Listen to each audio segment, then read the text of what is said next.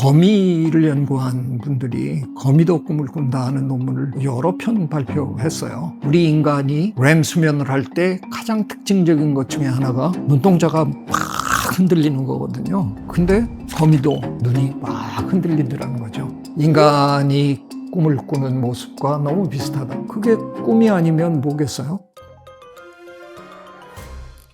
교수님, 꿈을 잘 꾸는 사람이 있고 꿈을 안 꾸는 사람도 있고 이런데 실제 이 꿈이라는 거를 그냥 단순히 숙면의 입장에서만 볼 건지 이게 좀 궁금하거든요. 교수님은 어떻게 생각하세요? 저는 그 구분은 마음에 안 듭니다. 꿈을 잘 꾸는 사람과 꿈을 안 꾸는 사람? 그건 좀 아닐 것 같아요. 꿈은 아마 모두가 꿀 거예요. 그런데 꿈을 잘 기억하는 사람과 꿈을 기억하지 못하는 사람, 그렇게 나뉠 거라고 생각합니다. 꿈 연구가 참 힘든 게요. 잘 때 벌어지는 일이니까 그거를 명확하게 판단하고 데이터화하는 게 굉장히 어려운 문제일 수밖에 없잖아요. 자, 꿈을 잘 기억하는 사람과 깨어났는데 자기가 꿈을 꿨는지도 잘 모르거나 꿈을 꾼 것 같긴 한데 내용이 기억이 잘 안 난다. 두 사람의 차이점은 뭐냐? 한 분은 잘 못 주무셨고 한 분은 숙면을 하셨노라.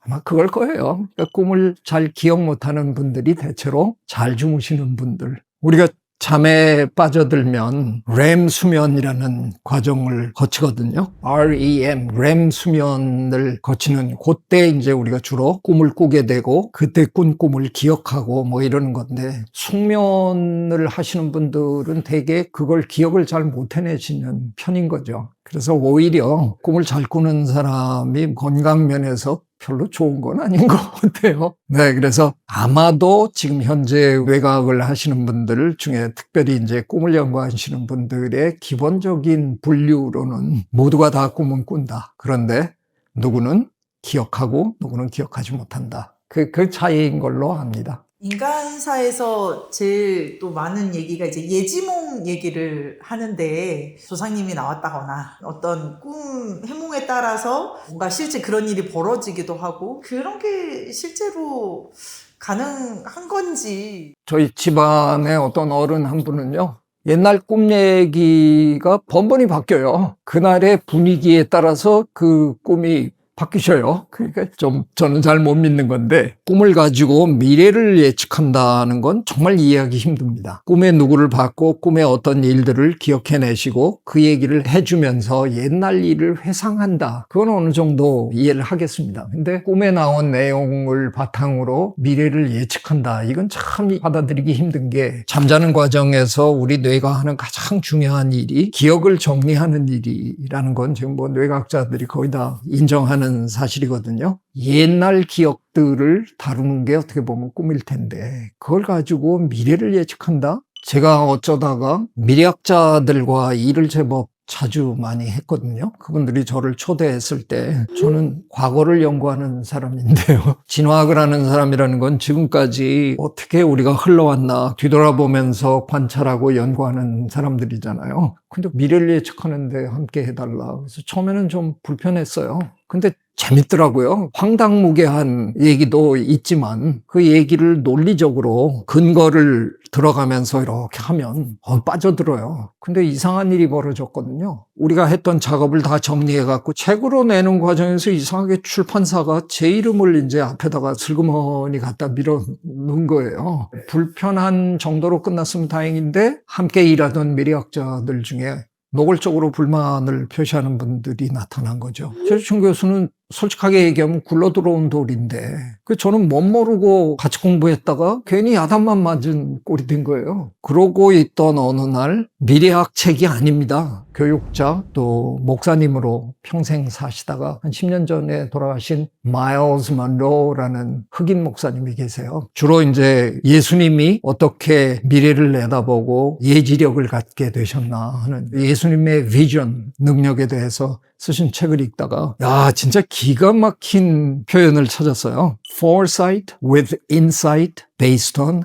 hindsight. sight 이렇게 가군을 탁 맞춘 거예요. Based on hindsight. 그러니까 hindsight를 바탕으로. hindsight는 뭐예요? 지금까지 벌어진 일 뒤돌아보면서 깨달음을 얻는 걸 우리가 하인사이트, 저 사람은 하인사이트가 있어. 그 얘기는 그냥 지나온 길을 허투루 온 게 아니라 그걸 잘 생각해 갖고 지혜를 얻는다는 거잖아요. 그 하인사이트를 바탕으로 인사이트, 통찰력을 기르면, 통찰력을 갖추면 포사이트, 미래가 보인다. 그걸 보는 순간 나네. 하인사이트로는 내가 저분들보다 확실히 낫잖아요. 내가 그동안 어떻게 여기까지 왔나 그거 평생 연구하는 사람인데 그 하인사이트를 정리를 잘 하면 문제는 여기에 통찰력인데 인사이트가 있느냐 없느냐 그 차인데 그것만 잘 훈련하면 미래가 보인다. 그래서 이제 그때부터는 약간 당당하게 그분들이랑 일을 했던 기억이 납니다. 미래라는 게 허공에서 어느 날 갑자기 스르르 펑 하고 나타나는 게 아니잖아요. 미래는 과거가 현재라는 찰나를 거쳐서 흘러 들어가는 거잖아요. 그러니까 과거를 모르고 미래를 안다는 건 그거야말로 완벽하게 거짓말인 거죠. 그런 차원에서 꿈을 한번 생각해 본다 그러면 꿈속에서 자주 나타나는 어떤 그런 것들이 과거의 어떤 흔적으로 계속 나타나는 건데 그걸 어느 순간에 꿈에서 깨어나면서 왜 나한테 꿈에 자꾸 이런 모습들이 자꾸 나타날까? 그러다가 언뜻 이렇게는 하지 말라는 거라든가 이런 걸 하라든가 그런 차원이면 그건 어떤 의미에서 예지몽일 수도 있겠네요. 미래라는 건 과거의 관성으로 나타나는 거니까 그 관성의 궤적을 들여다보다 보면 확률적으로 상당히 그럴듯한 미래를 예측할 수 있는 거죠. 그런 차원에서 보면 꿈도 그런 면이 있을 수 있겠죠. 문제는 그게 언제나 정확하게 미래를 맞춰야 된다는 그것만 없으면 우리가 가끔 역사책이나 이런 데서 읽는 굉장한 예지몽을 가졌던 그런 위인들 얘기도 안 맞은 거는 우리가 그냥 대충 잊어버리고 한번 기가 막히게 맞춘 걸 그게 이제 역사의 기록이 된 거잖아요. 그러니까 그럴 수도 있겠죠. 저도 하고는 싶은데 저는 거의 꿈을 기억 못하는 사람입니다.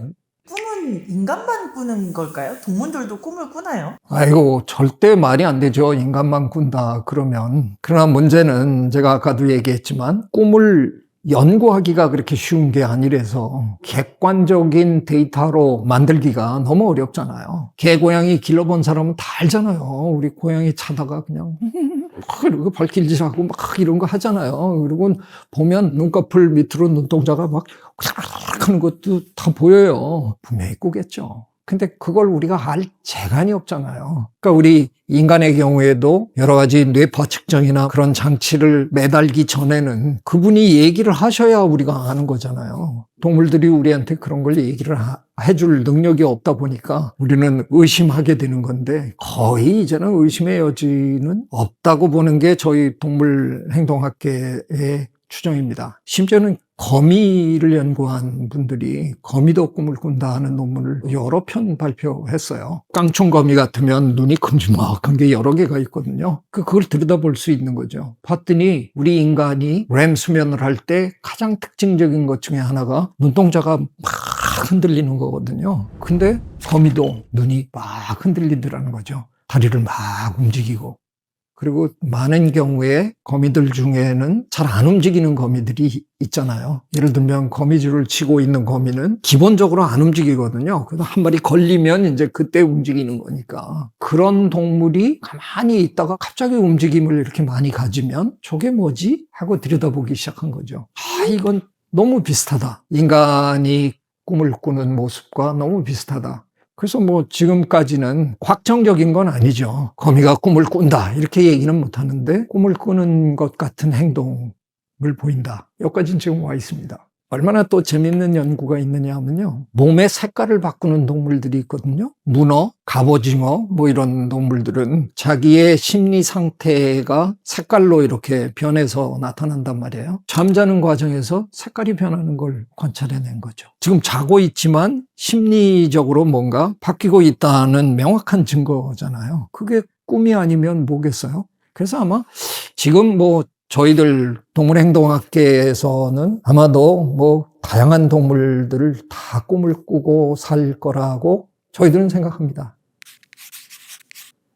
프로이트가 워낙 꿈에 대한 얘기를 많이 해서 프로이트 이전에 인간이 갖고 있던 꿈에 대한 생각과 프로이트 이후의 생각이 참 많이 바뀐 거잖아요. 어떻게 보면 프로이트는 과학자라고 하기보다는 정말 상상력이 탁월했던 어떤 인문학자였다는 생각을 늘 하는데요. 프로이트가 얘기한 그 많은 비유들이 사실상 훗날 인정받은 게 그렇게 많지는 않거든요. 그러나 꿈에 대한 프로이트의 해석, 꿈의 해석이라는 책이잖아요. 꿈을 그런 관점에서 새롭게 과학의 어떤 영역으로 끌어들인 거는 참 탁월했다고 생각합니다. 그 이후에 우리가 이제 꿈을 분석하면서 굉장히 많은 걸 배웠거든요. 기억이라는 게 우리 뇌에 어떻게 저장되느냐, 뭐 이런 여러 가지에 굉장히 많은 걸 우리가 이제 터득하게 되는데 기여를 많이 했습니다. 그래서 저도 뭐 개인적으로 꿈에 대한 이런 글이나 이런 거는 참 읽기 좋아하죠. 개인적으로는 왜 나는 그렇게 꿈을 많이 안 꿀까?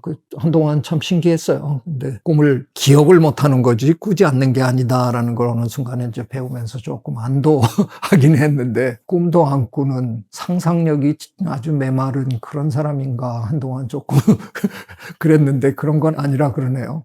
최근에 조금 걱정이 약간 생겼는데 제 안 사람이 자꾸 밤에 저를 두들겨 깨워요. 제가 밤에 자꾸 발길질도 하고 좀 뭔가 과격한 꿈을 꾸는 것 같다. 발로 막 뻥차기도 하고 어떨 땐 소리를 버럭 지르기도 하고. 근데 이거 재밌게 얘기할 문제가 아니더군요. 예, 나이 들어서 그런 사람들이 잘못하면 정신적으로 문제가 있다고. 그래서 네, 너무 심해지면 의사 선생님 찾아가야 되는 모양인데 다른 사람과 막 몸싸움을 하고 뭐 이런 걸 저는 평생 해본 적이 없어가지고 아마 아쉬운가 봐요. 그래서 제가 요즘 꿈에 가끔 몸싸움을 그렇게 열심히 하고 있습니다. 별일은 없었으니까 뭐 그런 대로 괜찮아지겠죠.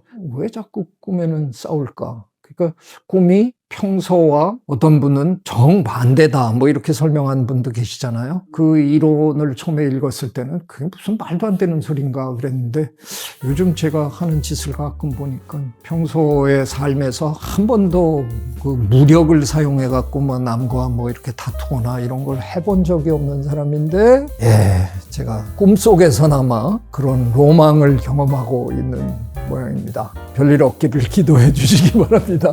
구독, 좋아요, I love you.